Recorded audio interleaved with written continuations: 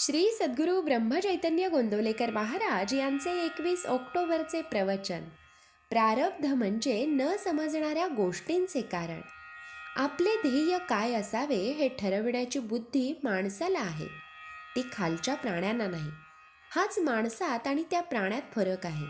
प्राण्यांना प्रारब्धाने आलेले भोग भोगावे लागतात, त्याचप्रमाणे माणसाला देखील आलेले भोग भोगावे लागतात. पण भगवंताचा पाठिंबा ज्याला आहे तो मागे पुढे सोयीने भोग भोगू शकतो. जगातल्या घडामोडी जशा चालतात तशाच आपल्याही सर्व गोष्टी प्रारब्धाने चालतात. आपण जे मिळवले आहे ते स्वतःच्या प्रयत्नाने मिळाले ही कल्पना गेल्याशिवाय देह प्रारब्धावर टाकता येणार नाही. माझे सर्व हे त्याच्या कृतीचे फळ आहे असे म्हटले की क्रिया तर चालते पण करते पण राहत नाही. पुष्कळ गोष्टी अशा आहेत की त्यांच्याकडे बोट दाखवून त्यांचे कारण अमुक असे आपण सांगू शकतो, पण काही गोष्टी अशा आहेत की त्यांचे कारण आपल्याला दाखविता येत नाही. अशा वेळी त्या प्रारब्धाने घडल्या असे आपण म्हणतो. प्रारब्ध म्हणजे न समजणाऱ्या गोष्टींचे कारण होय असे म्हणायला हरकत नाही.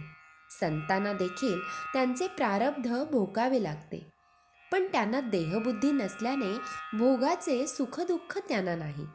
व्यवहारदृष्ट्या औषध घेऊन मग भोग भोगणे हाच खरा मार्ग आहे.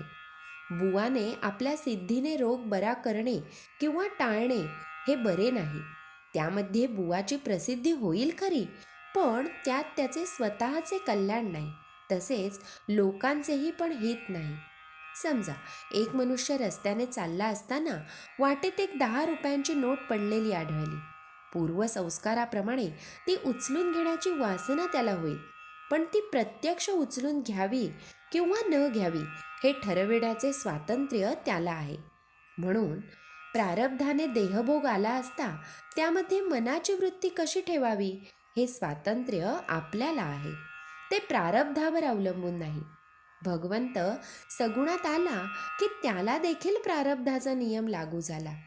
आपला जन्मजात स्वभाव जरी वाईट असला तरी अभ्यासाने तो खात्रीने सुधारता येईल. जोपर्यंत आपल्या अंतःकरणात अवगुण आहेत तोपर्यंत आपली प्रगती होणे फार कठीण आहे. शेत पेरण्यासाठी ज्याप्रमाणे जमिनीची मशागत करायला पाहिजे त्याप्रमाणे भगवंताचे प्रेम येण्यासाठी आपले अंतःकरण दुर्गुणांपासून स्वच्छ केले पाहिजे. एकदा असे अंतःकरण शुद्ध झाले म्हणजे भगवंता वाचून दुसरा कोणी नाही ही भावना टिकवणे म्हणजेच अनुसंधान ठेवणे फारसे जड जात नाही. अनुसंधान हे आपले ध्येय ठरवून त्याला अनुसरून बाकीच्या गोष्टी कराव्या. त्याकरिता सर्वांनी मनापासून नाम घ्यावे आणि आनंदात राहावे. श्रीराम समर्थ. मिळणे किंवा जाणे दोन्ही प्रारब्धानेच आहे, मग हर्ष शोक वृथा का करावा. श्री सद्गुरू ब्रह्मचैतन्य गोंदवलेकर महाराज की जय.